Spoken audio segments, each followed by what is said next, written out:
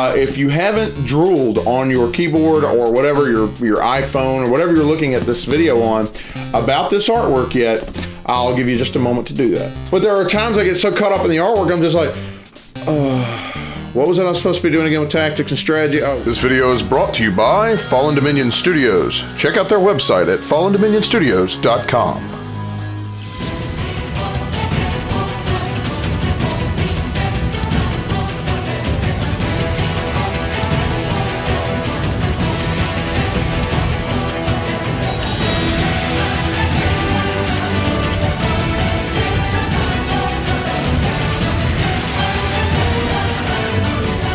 Hey there folks, welcome back to the Dice Odyssey. I'm Kaz, and today I'm going to be bringing to you a game that I've been really excited to bring to you just because, I mean, let's gawk over the artwork for a second and gush, alright?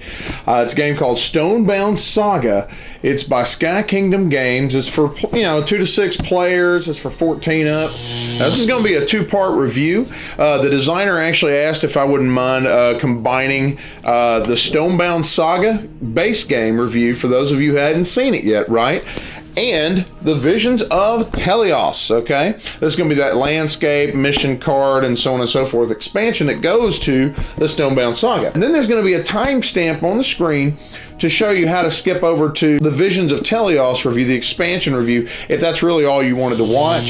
And it's basically, imagine yourself building like almost like an RPG style party, right? With healers and prophets and warriors and fighters and this, that, and the other.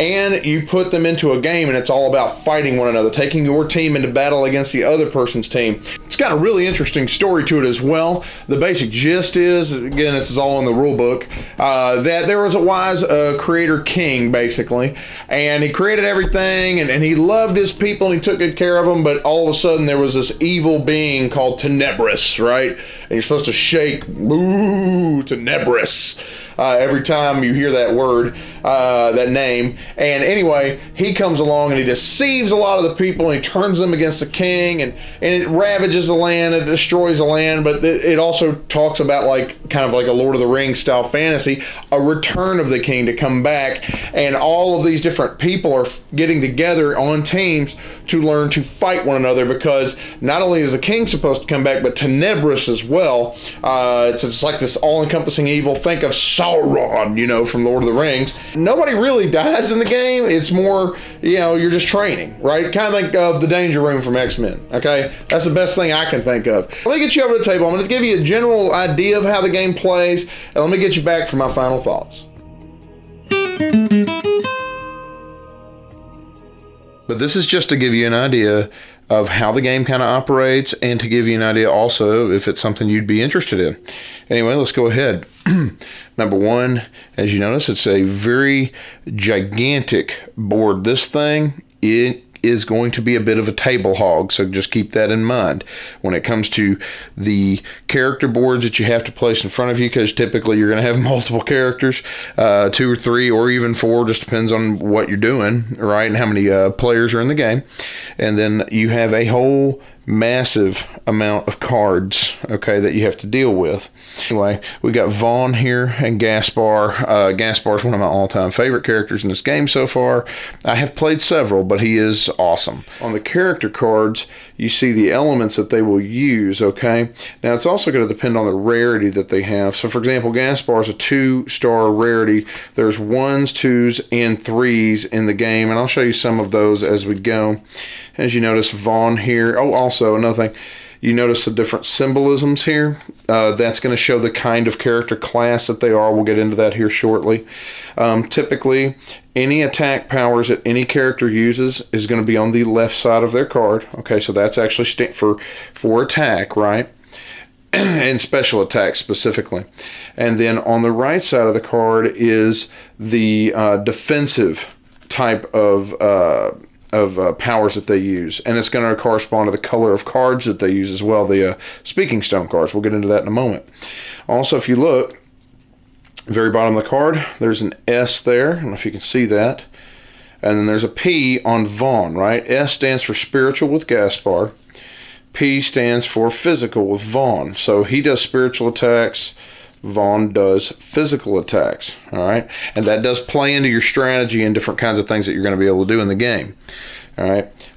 Now let's go ahead and put them back. You can put them pretty much however you want to on the field, as long as they start end to all the way at the other end. So the opposing players would start their line on that other end, and you and your allies would start on this end. Okay. Whenever you choose a character, you're also going to choose their two character scrolls. Okay. So if you look, you got your attack powers and your defensive powers, which can also, some of them, be fused. Okay.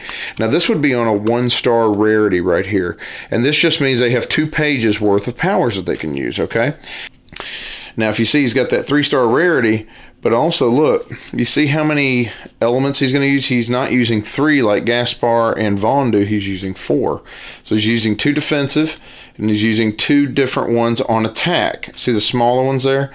And he's also physical. Okay. He's also, I think it's called the Vanguard. I'll have to look at them again. But anyway, he does range attacks typically. Now, if you look, you would pick his card plus whatever you're going to get, and that's actually attack and fuse. And this would fit on your player board, and because he's a 3, he has 4 pages worth of powers. Okay, now I'll show you what, for example, Gaspar would have. On the player board, Gaspar has 3 pages of powers because he's a 2-star.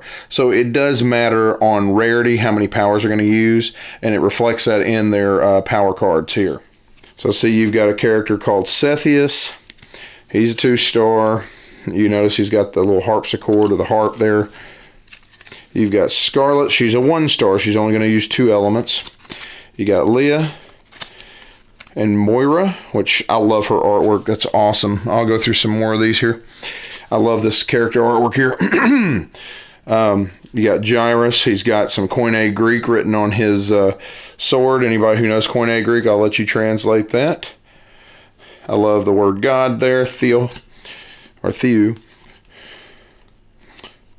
You got Silas, you got Faye, Oliver, Nathan, he's just the scroll king here.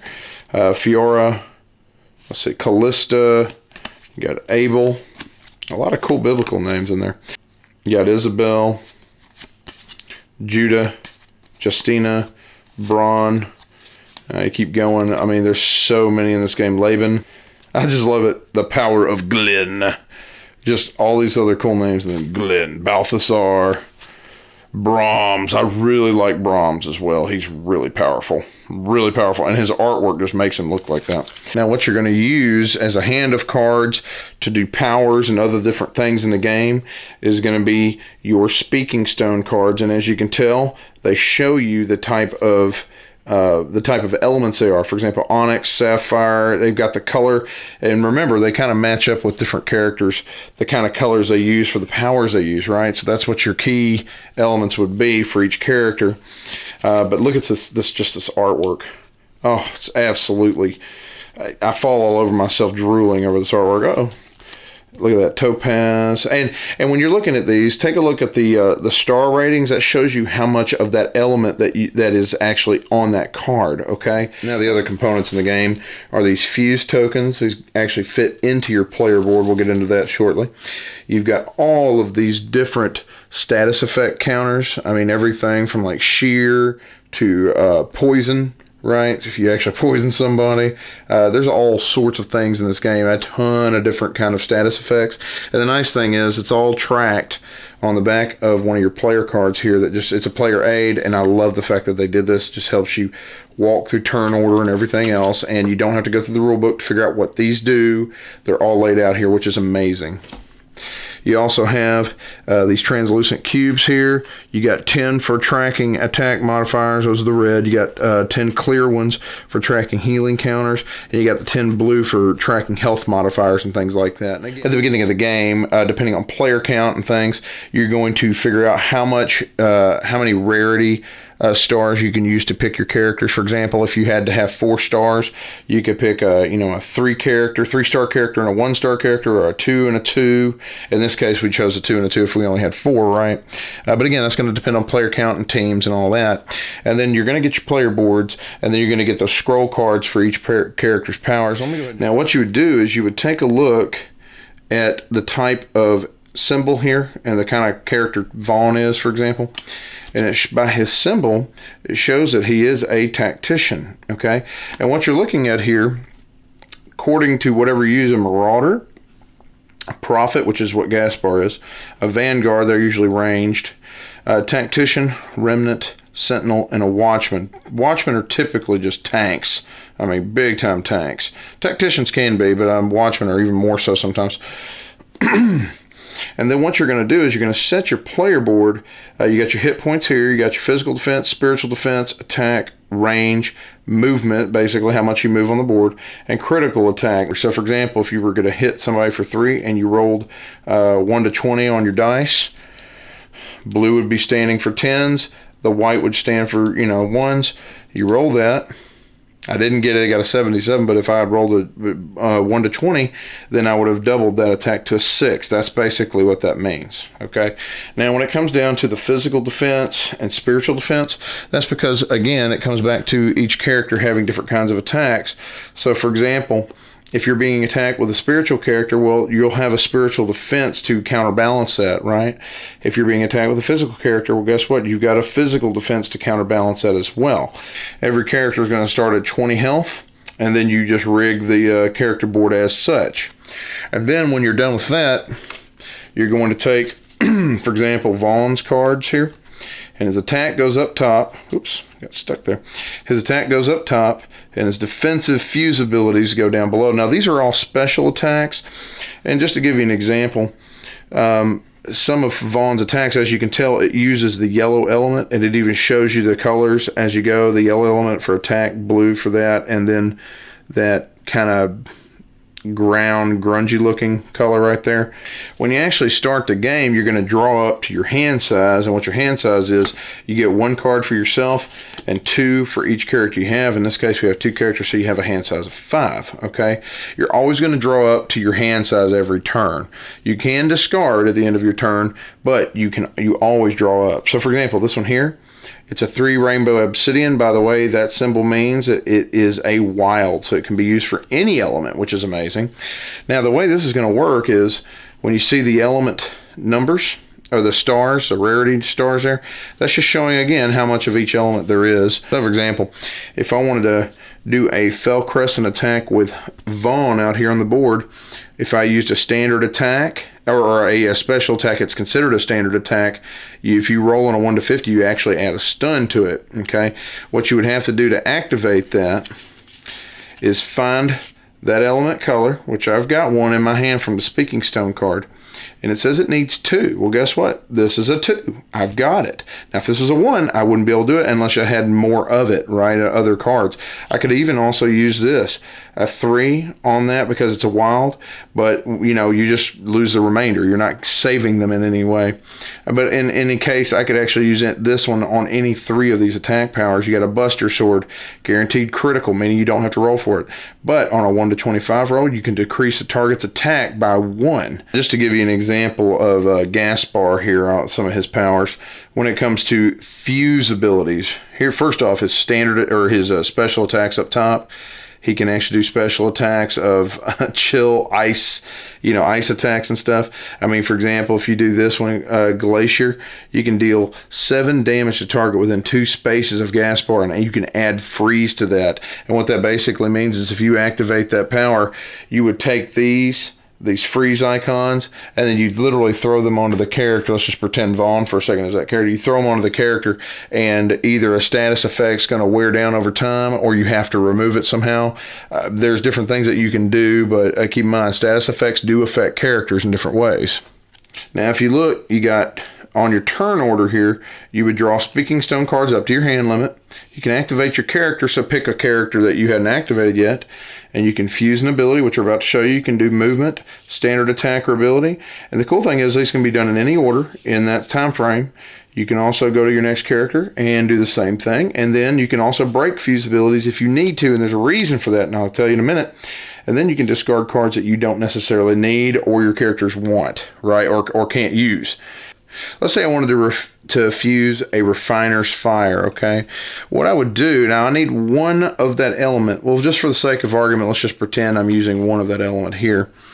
what I would do is put that card somewhere underneath my player board to show that I'm using it. Now, when you do a fuse ability, the card underneath showing that it is fused, it goes against your hand limit. So now my hand limit is I can only have 4 in my hand because I've got this, and the more that you have, the less you can actually have in your hand. So that's important to remember. But now I have this passive ability, and it says change any status effect on Gaspar to burn, right? Doesn't take an action.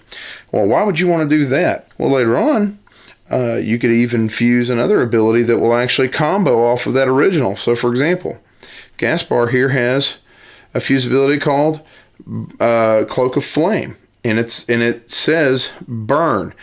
Burn heals Gaspar instead of damaging. So if you took a status effect somebody else threw on you and it automatically changed to a burn, well, guess what? It heals him instead of hurts him. So however much burn would hurt, it heals. Now, when you break a fuse ability, let's just pretend this was the card I was using for it. That card goes away, discarded, and now you can draw back up to your hand limit, however many cards you don't have underneath here. Number one, I'm going to go ahead and move Gaspar because I love that guy. I'm going to move him real quick. Now, he has a movement of 2, okay? Now, they move orthogonally, up, right, left, down, just not, diagonally. So, for example, if I was going to move him, he has a movement of 2, right? Well, he can do that, up 2 towards his other opposing characters. Or he could go boom, boom, or boom, whatever you want. He could even go boom, boom if he wanted to. It doesn't matter. That's just how movement works, okay? I'll take Gaspar, and I'm going to do a standard attack. His range, because now you're looking at the range here, his range is 3, okay? So you could literally move him 2 if you wanted to, or keep him back at least 1 or 2. But see, he's got a range of 3, so 1, 2, 3. He could attack Thomas here with a spiritual attack. Thomas is a physical attacker. So what it's going to do, let's just pretend for just a second that this is Thomas's board, okay? Thomas has a spiritual defense of 2, right? Now keep in mind, this is a standard attack, right? This doesn't require any speaking stones. This is something you can do naturally. Gaspar's attack power is 3 for his spiritual attack. Thomas's defense is 2. Okay, so he would naturally do 3 against 2, so he'd do 1 point of damage. And the whole point of the game is to completely incapacitate, meaning knock out all the health points of your opposing team members' characters, right? To incapacitate all of them, that's how you win the game. So he would only take 1 point of damage unless I'm able to roll a critical attack with that standard attack. A couple other key things: you can move through your own characters. You can't stop on top of them. You cannot move through opposing characters. And that's in general, like I said, a very general way of how this game is played. If you haven't drooled on your keyboard or whatever, your iPhone or whatever you're looking at this video on about this artwork yet, I'll give you just a moment to do that. Okay, that moment's passed. Absolutely gorgeous artwork. What do I think of the game overall? It's not often that I say something like this could be one of somebody's favorite games of all time. I could say, like, there are some games you play that are just like, yeah, they're good. I just don't see them necessarily as being somebody's favorite. Granted, that's subjective.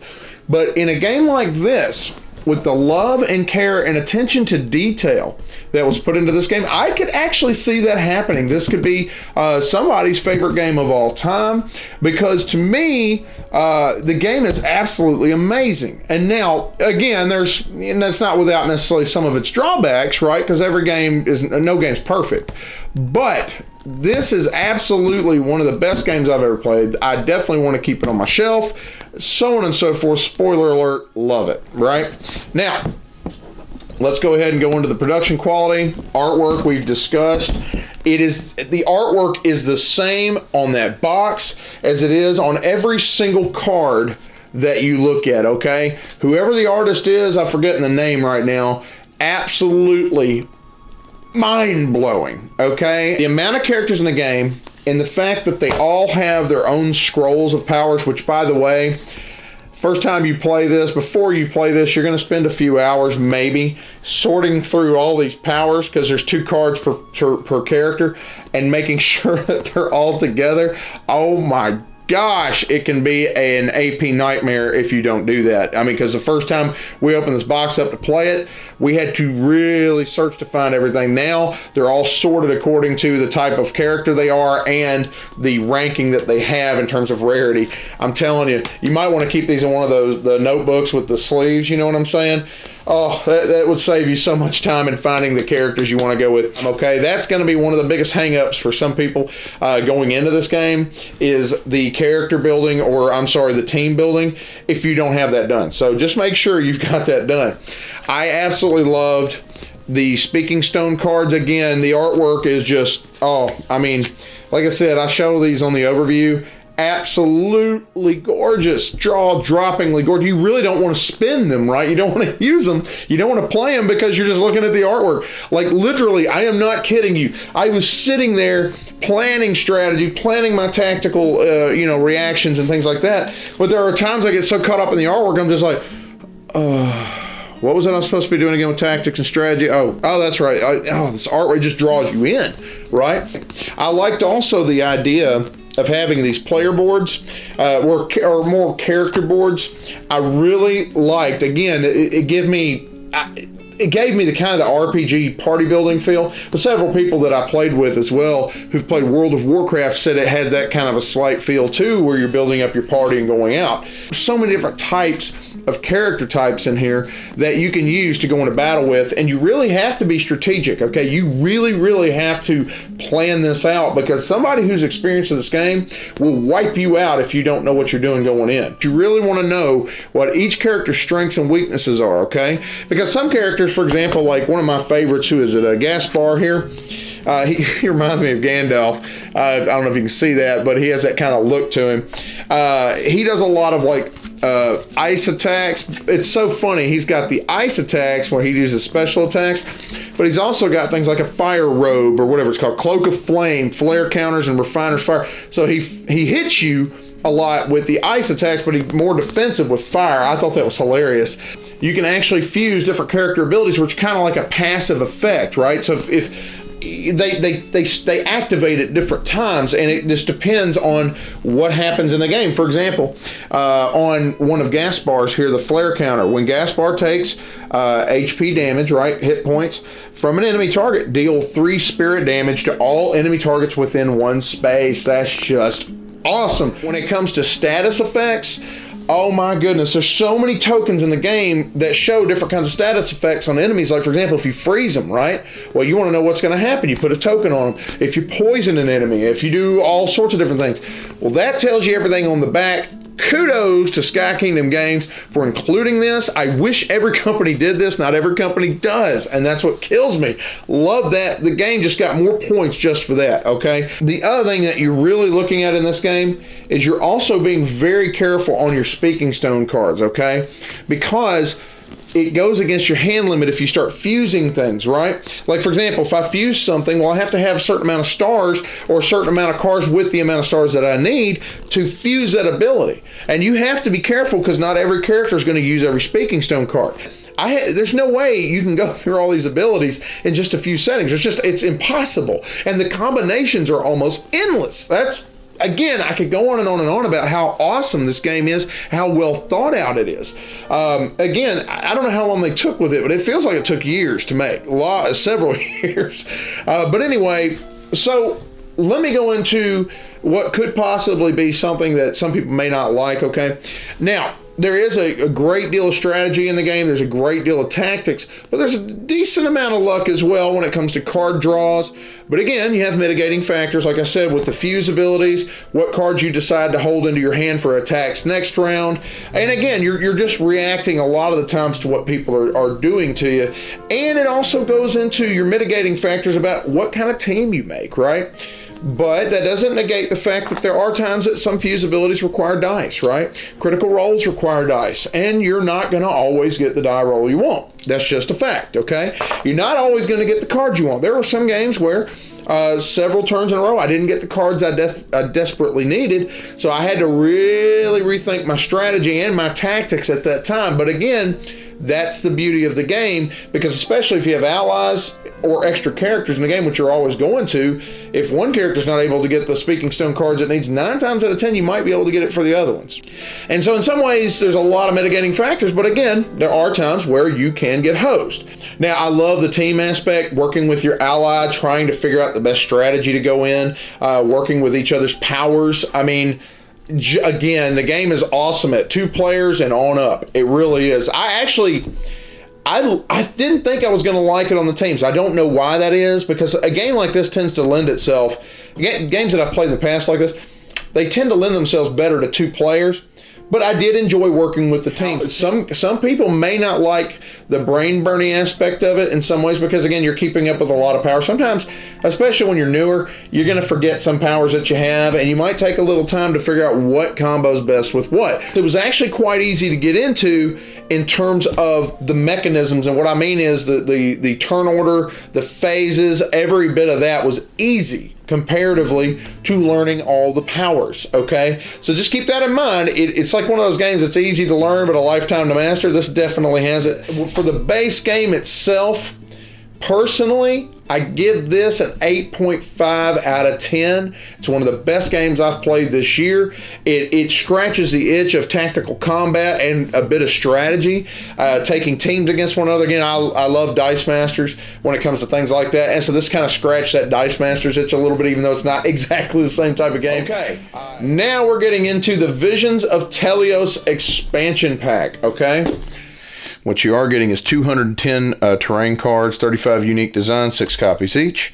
You're going to get 70 terrain scroll cards. Think of these terrain cards almost as like characters, in the game, and then the scroll cards showing their powers, just like you would with the characters. Obviously, there is a difference, and then you have 35 mission cards, and they got their tuck boxes and all that good stuff as well. Okay, now the mission cards in and of themselves are a very simple add. All you're doing is you're drawing 5, and I think it's discarding 2, and you basically try to complete these. And for the purposes of this, I don't have the cubes they're going to use yet, so I'm going to just use a few of the cubes I already have. Every time you do this, it says, for example, objective. To do this, discard 5 or more Speaking Stone cards on your turn. I put cube. And every time I complete it, I put a cube until this mission is completed, and I get a reward. Look through the next 5 Speaking Stone cards and draw 2 cards of your choice, right? And that's just one of them. You got other ones. For example, Darkness Bound. Objective, add blind to any opposing character 3 times, right? If you do that and you fill this up, your next Darkness Speaking Stone card played counts as an infinite rarity. Here's another one. Choose a number from 0 through 9. Roll that number on either dice 5 times during the game. It says reward, gain +1 hand size, or opponent of your choice, -1 hand size. I'll give you one more. Balm of Telios. Objective, heal any character on your team, characters on your team 5 times during the game. Reward, one character of your choice gains +5 HP, max HP. And so on and so forth. There's so many in this game, and the cool thing is they come from kind of like a draw deck, so you can continually get them during the game as you complete them or discard them or what have you. Now, the other thing you're going to have is this massive stack. Like I said, you have 210 of these jokers of terrain cards, okay? Now, these are going to act very similar to the characters in terms of the rarity.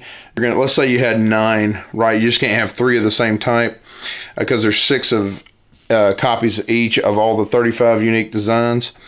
For example, if I wanted to fill up that rarity, I could take the Throne Room of Lux.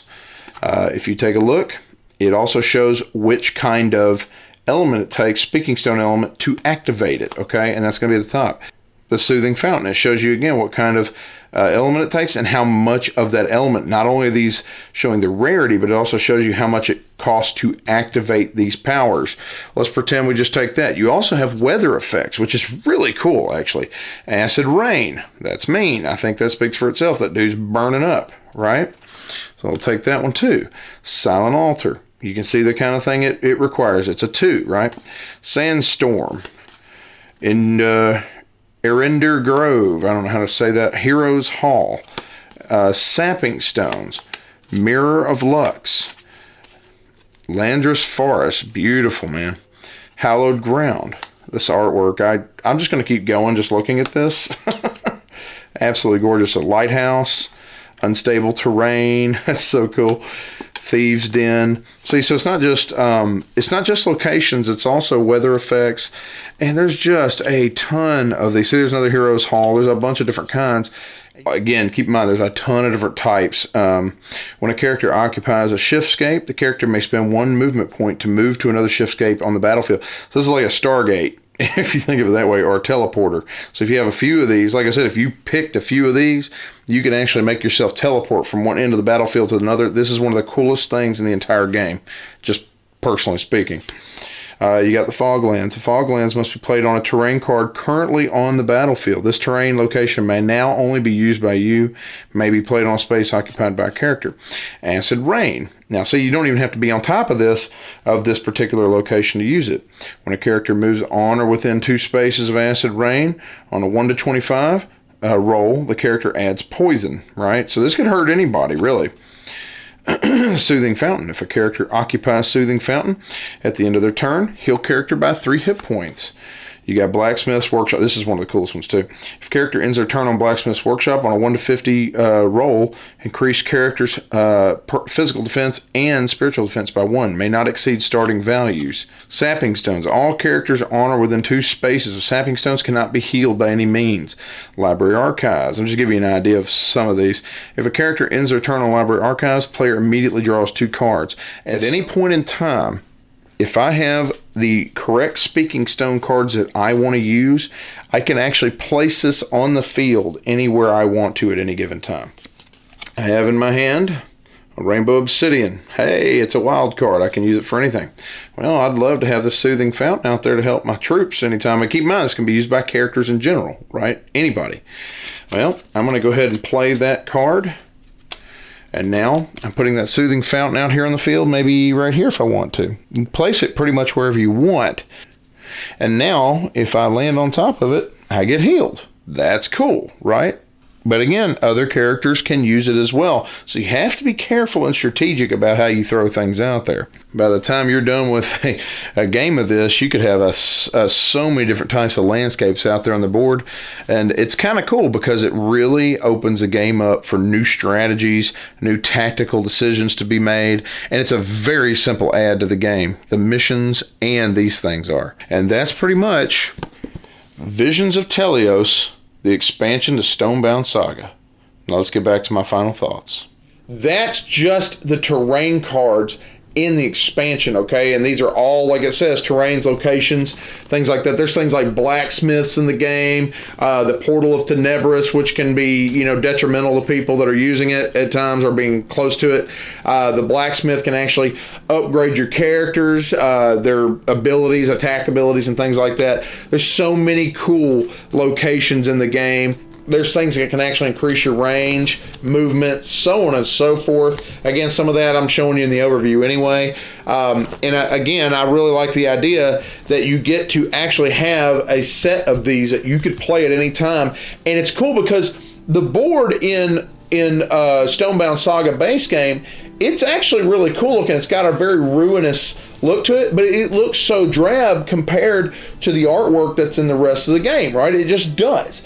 Just so many different combinations in the game that you can use. The fact that you have, how much rarity, and it's just the Speaking Stone cards, which activate it depending on how many parts of that Speaking Stone, like that color it needs, right? The gemstone and such. And the mission cards are really cool. Basically, it's kind of like a free-for-all deck. You draw 5, choose 3, and then you're able to continually draw more throughout the game, as many as you continually activate. And so when I played Stonebound Saga, the base game, the several times that I did without this expansion, I was sitting there going, man, it'd be nice to have location cards down here or locations to battle from. Otherwise, it's basically an empty field. But with this Visions of Telios expansion added in, I feel like the game's almost a complete game at this point. I can't think of anything else they could add to it. They pretty much did exactly what I was wanting. And the other thing I liked about it was that it was a very simple add. Now, granted, in the base game, you're keeping up with a lot, especially if you have more than 2 characters. You're keeping up with a lot at your table. The nice thing about this, though, was that it was such a simple add. They didn't make it complex. If you already like Stonebound Saga, you love the base game and you wish you had, you know, more variability to it when it comes to the landscape, and you had a little bit more with the mission cards and stuff like that, this is your Huckleberry, okay? You should go ahead and get this. Again, I've got a pre-production copy, so it's not final, so I'm not going to give a rating to it, but I will say I highly recommend it, okay? Go check out that Kickstarter. It should be launching very soon. But anyway, thank you so much again for watching the Dice Odyssey videos. I'm Kaz, and I know it's kind of more of an unorthodox video for me, for my subscribers. I know I normally don't put the expansion together with the base game, but the designer did ask me to do it, so you can blame him. Anyway, thank you so much, and I appreciate you coming in. You have a blessed day, and game away.